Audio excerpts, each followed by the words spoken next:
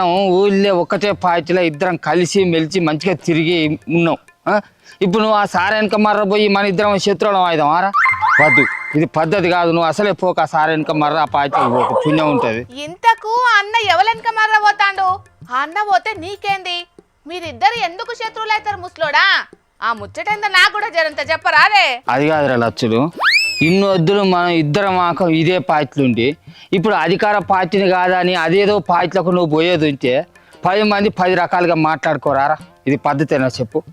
నువ్వు ఒక్కనివి ఆ పార్టీలకు బోర్డు చేయబట్టి మన వాడకట్ట అంతా ఆగమవుతుంది. నువ్వు అస్సలే పోకు.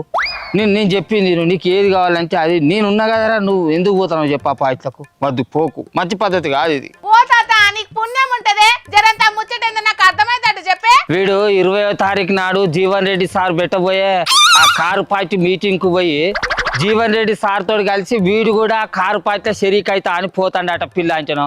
అందుకే పోకురా లచ్చులు, ఇది పద్ధతి కాదురా. మన చెయ్యి పార్టీలో ఉండురా అని బతిలాడతాను. పోకురా, నేను చెప్పింది నేను కాస్త పుణ్యం ఉంటుంది నీకు. సరే న్యాయంగానే అడుగుతున్నావు గాని ఆ అన్నకు కూడా మీ చెయ్యి పార్టీలో ఉండాలని ఉండాలే కాదే. అట్లా ఉండబుద్ధి అయితలేదు కాబట్టే కారు పార్టీలకు పోతున్నట్టున్నాడు.